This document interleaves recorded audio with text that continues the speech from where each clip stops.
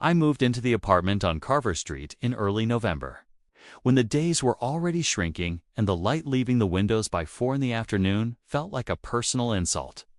The building was old, but not distinguished, 5 floors of pre-war brick, a lobby with a single buzzing fluorescent tube, and a super named Dolan who smelled of turpentine and spoke as little as possible. The rent was below market. I did not ask why. I was 31, newly separated and working a remote editing job that paid just enough to be humiliating. I needed the low rent more than I needed answers. The apartment was on the 3rd floor, Unit 3C. And when Dolan first opened the door, the smell that came out was not bad exactly. It was old, layered. The smell of a space that had been sealed and breathed and sealed again many times over, decades. 2 rooms, a narrow kitchen, a bathroom with black and white hexagonal tile. The previous tenant had left a folding chair near the window. Dolan looked at it without expression and told me he would remove it. I said to leave it. It seemed practical. The first 2 weeks were unremarkable. I unpacked slowly, working between editing shifts, ordering food, and leaving the containers stacked by the door. I slept badly. I always sleep badly in new places and spent a lot of time sitting in the folding chair watching the street below, where almost nothing happened. A woman walked her terrier at 7 every morning. A delivery van double-parked in front of the laundromat across the street every Tuesday. The corner store kept its lights on all night, and the green glow of its sign cast a faint color into my room that I found. After a while, the first thing I noticed was the smell. Not the old building smell that had been there from the start, but something underneath it, something that came and went. Organic, faintly sweet in a way that was not pleasant, the way overripe fruit is sweet. I checked the kitchen. I checked under the sink. I checked the bathroom drain. Nothing.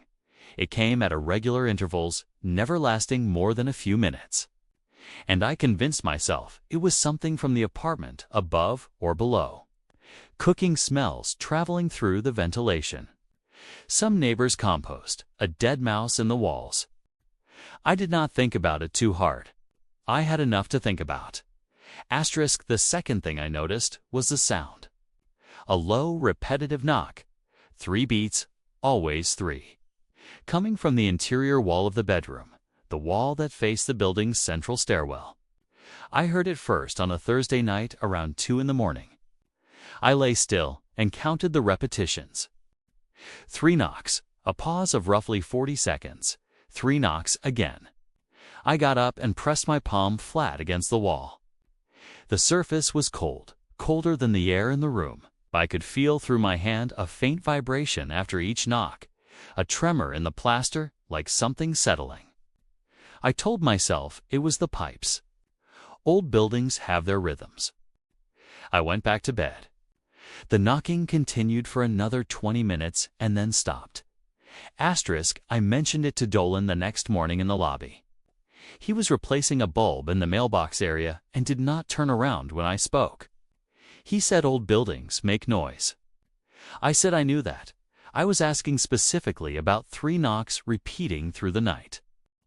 He turned then and looked at me with an expression I could not fully read, not dismissive, not concerned, something more careful than either. He said he would check the pipes. He never did. By the 3rd week, the knocking had become nightly. I began tracking it without consciously deciding to. The intervals between series were not always 40 seconds, sometimes 30, sometimes closer to a minute, but the 3-knock pattern never varied. I recorded it on my phone one night. Playing it back in daylight, it sounded small and ordinary. The kind of sound a building makes 100 times a night that goes unnoticed because it is random and shapeless. But this was not random. This was counted. I looked up the building's history in the city property records, because it was something to do at midnight when I could not sleep. The building had been constructed in 1931. Multiple owners, nothing notable. Unit 3C had been continuously occupied with only brief gaps between tenants. I found nothing that told me anything, which is usually how these searches end. But I found one detail that I kept returning to without being able to explain why it bothered me. The gap before my tenancy was longer than any of the others. 14 months. Every other turnover in the record was 2 weeks, a month at most. 14 months of vacancy for a below-market apartment in this city means something happened. I did not search further that night. Asterisk, the smell got worse in the 4th week. It was no longer intermittent. It had settled into the apartment the way cigarette smoke settles. Into the fabric of things, the curtains I had hung, the couch cushions, the pillow I slept on. It was sweetest near the bedroom wall. I moved the bed to the center of the room, and that helped with the smell, but not with the knocking, which I could now feel as much as hear. A pulse in the air of the room, 3 beats. Pause. 3 beats. Asterisk, I want to describe what happened on the night of December 9th as clearly as I can, without adding interpretation or weight after the fact. I was asleep.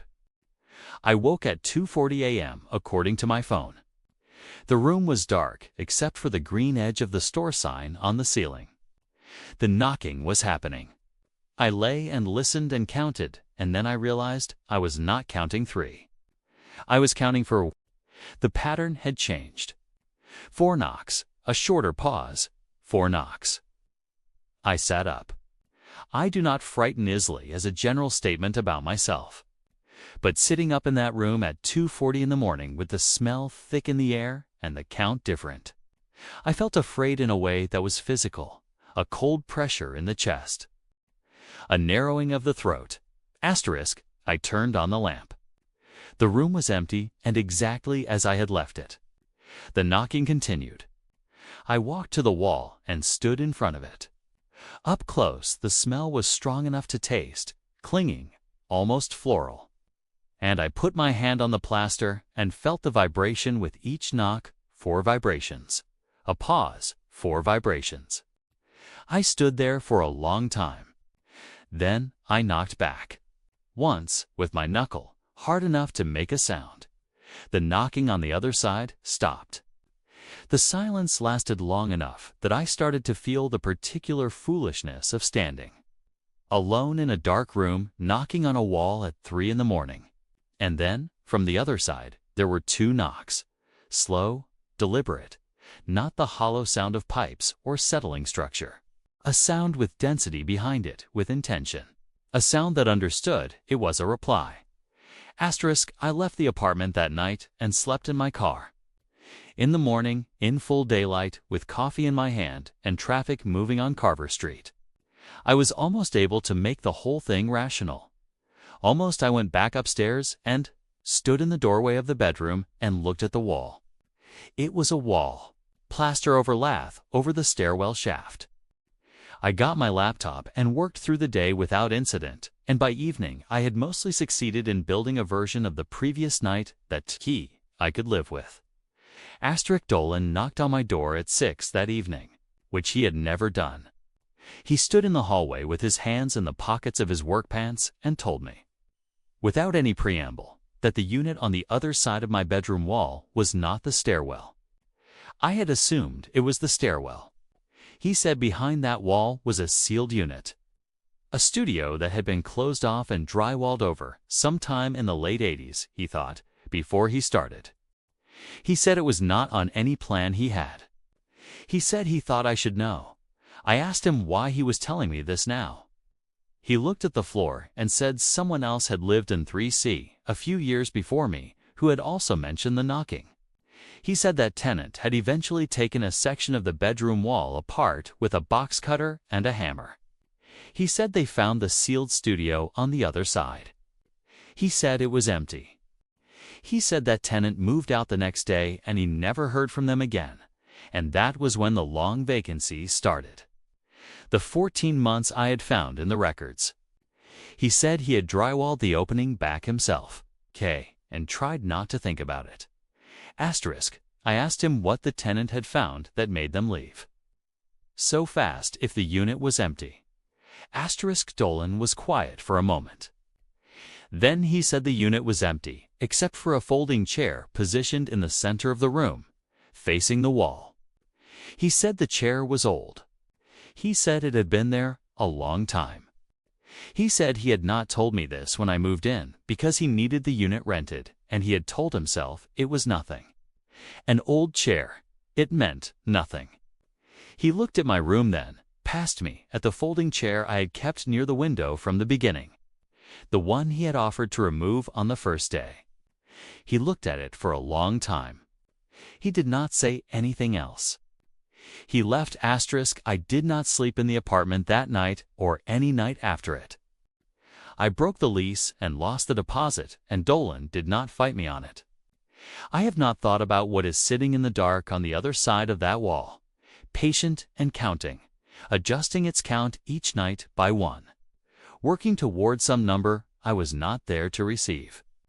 I have tried, with significant effort and only partial success, not to think about whether it has started over.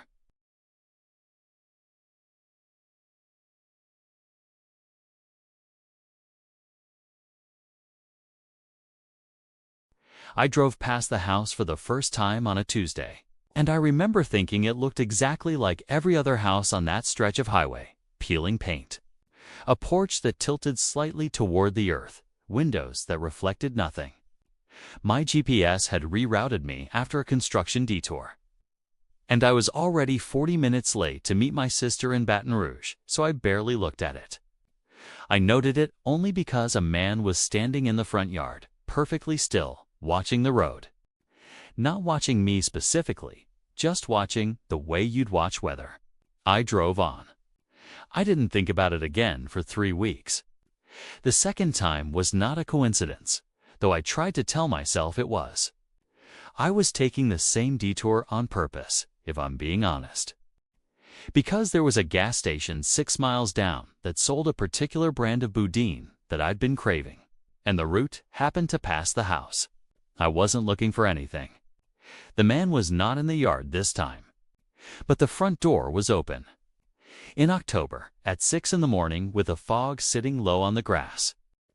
The door stood wide open, and the dark inside the house looked different from normal dark.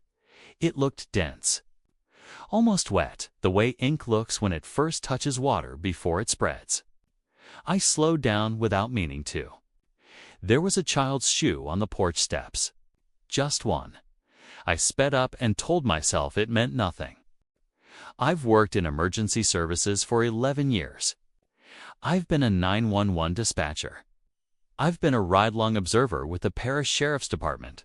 I spent 2 years doing intake at a crisis facility.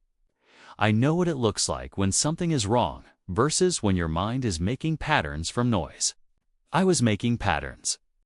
I kept telling myself that through the third visit, which happened because I turned down the wrong road after dark and recognized the house by the shape of the oak tree in the front yard.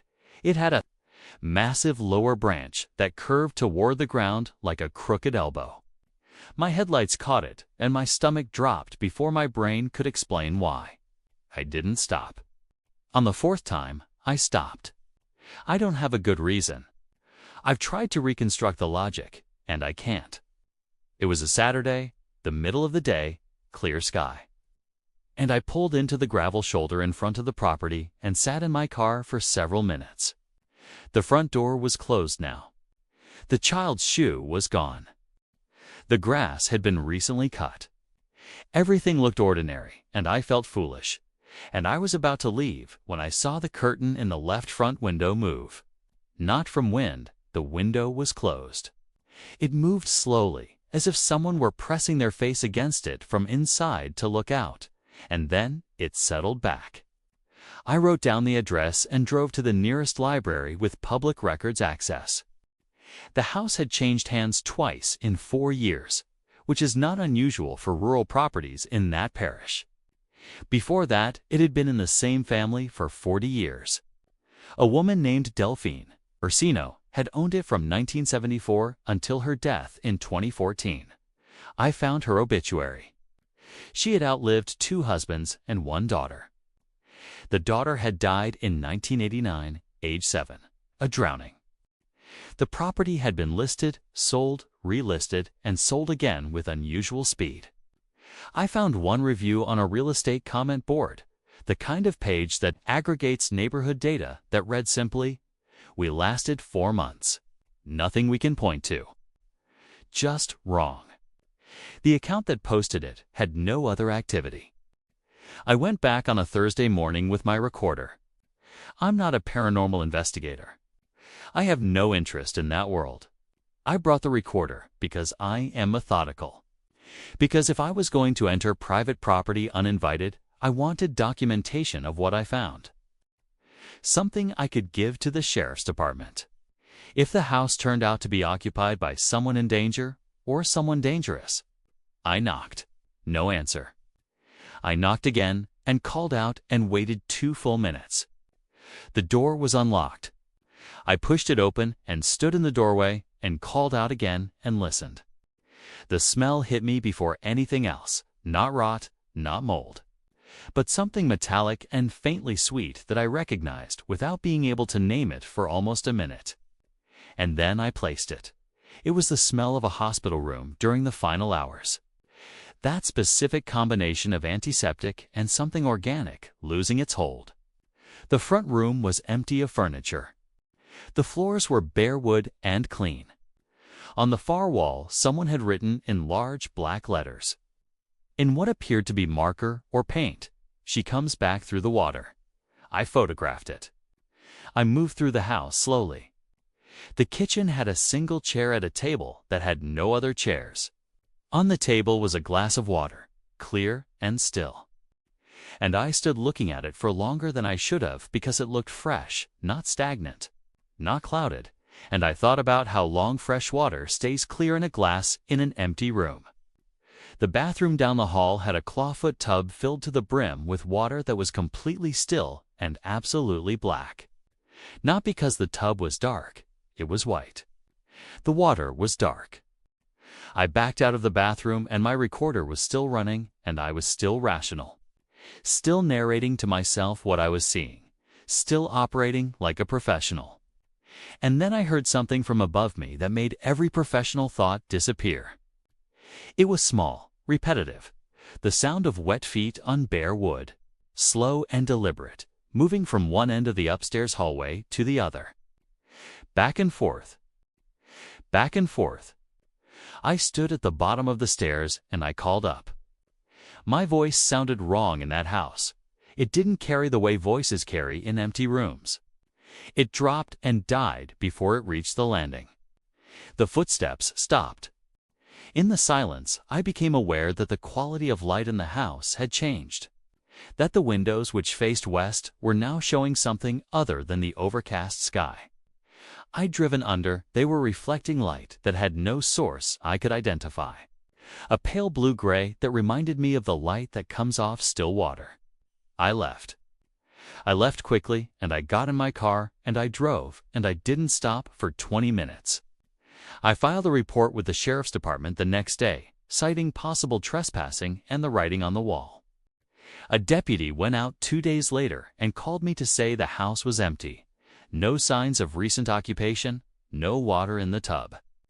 When I asked about the writing on the wall, he was quiet for a moment and said there was no writing. I showed him my photograph. He looked at it for a long time. He said, "I'll go back out." He went back out.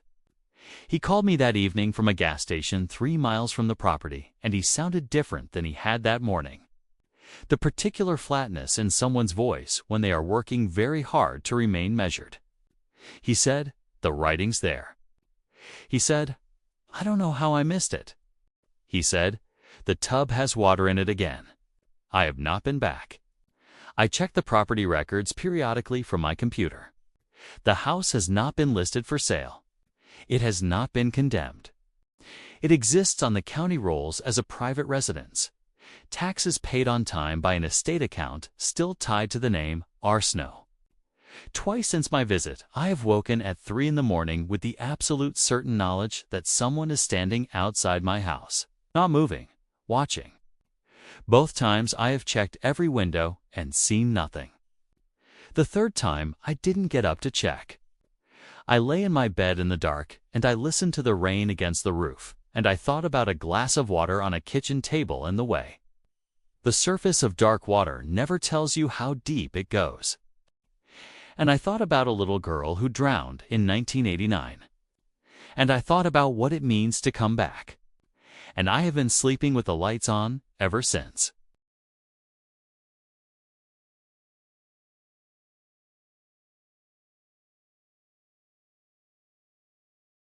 The first time I noticed the shadow, told myself it was the oak tree outside my bedroom window, casting shapes through the curtains.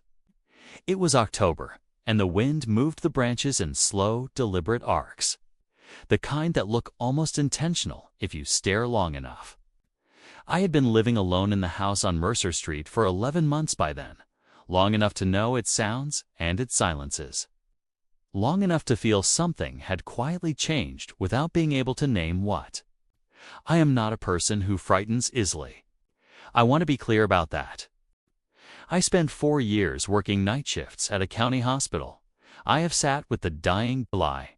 I have walked parking garages at 2 in the morning without a second thought.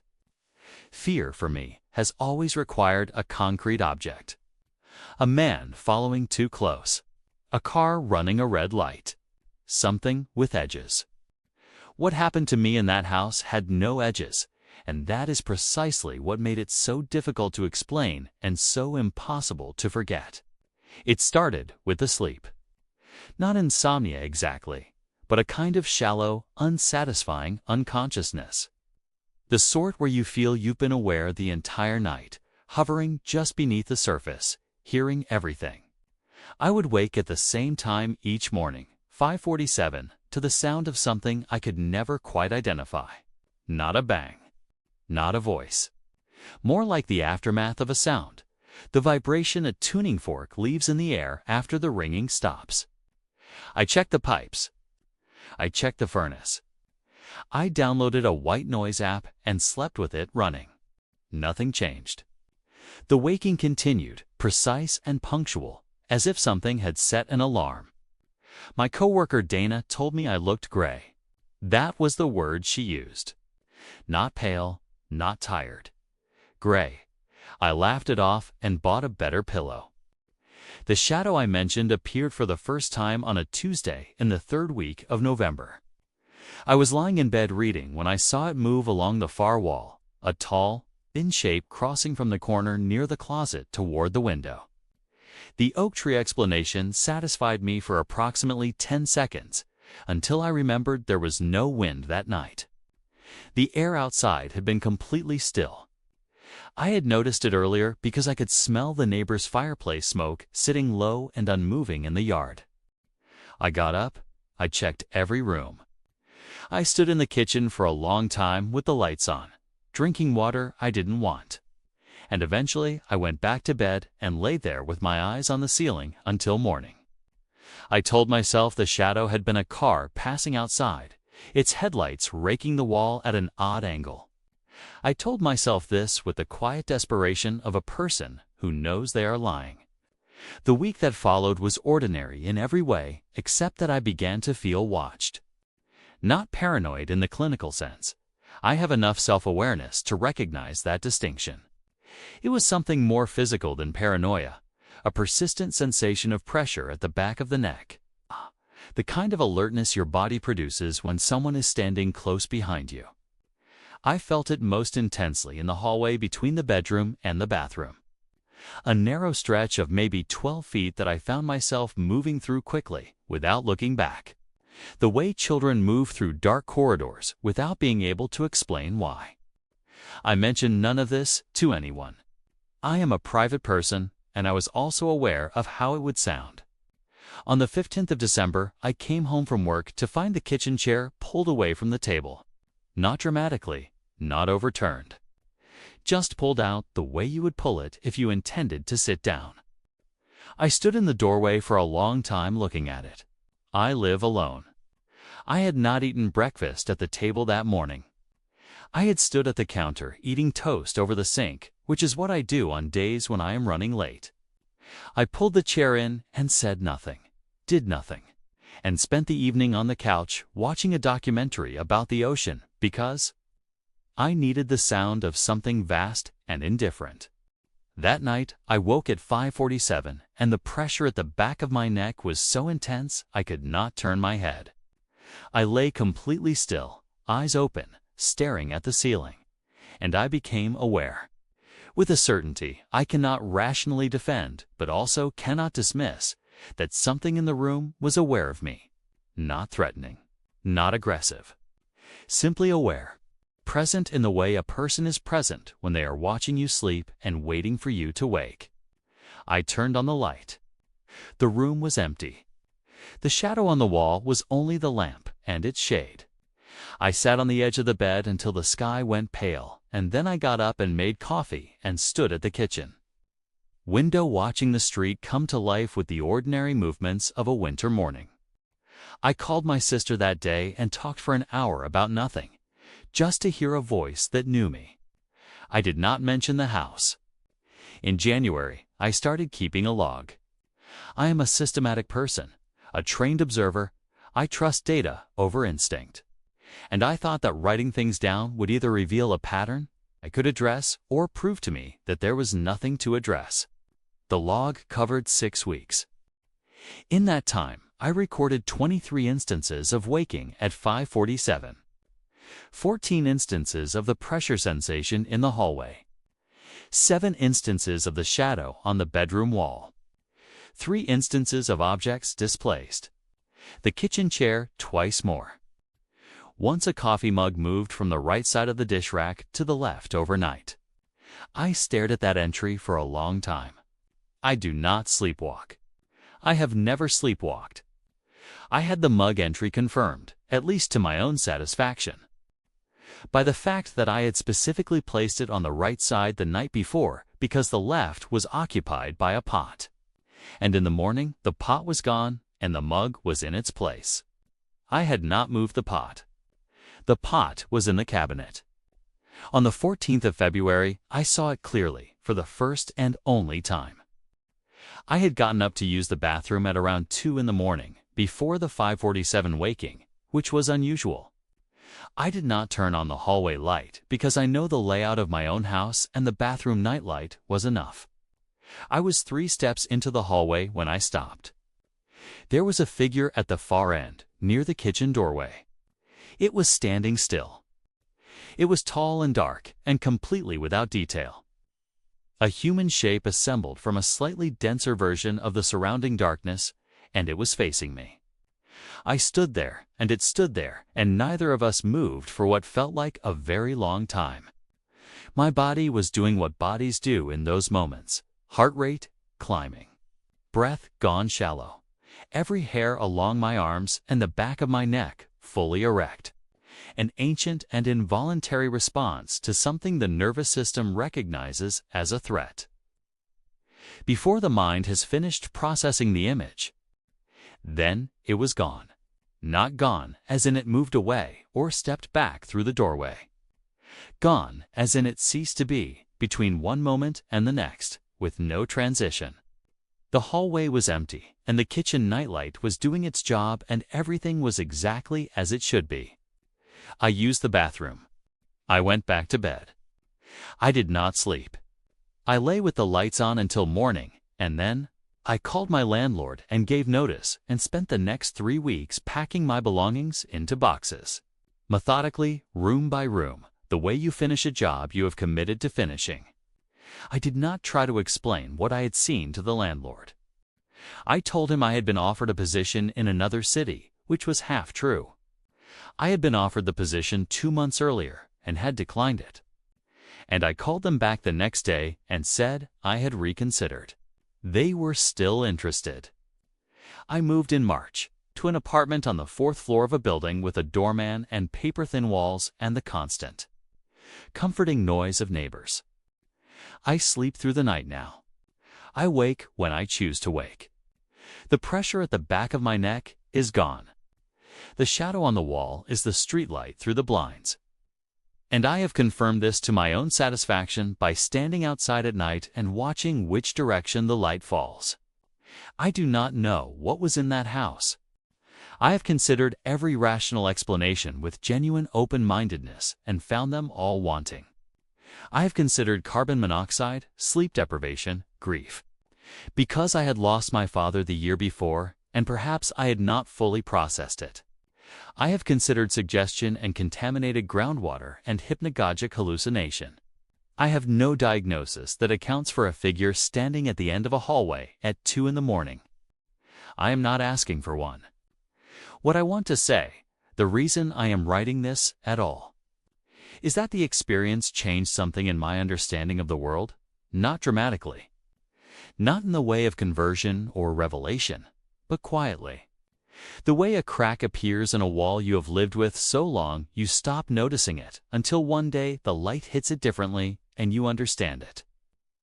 Has been there much longer than you thought. And it is deeper than you realized, and whatever is on the other side has been there all along.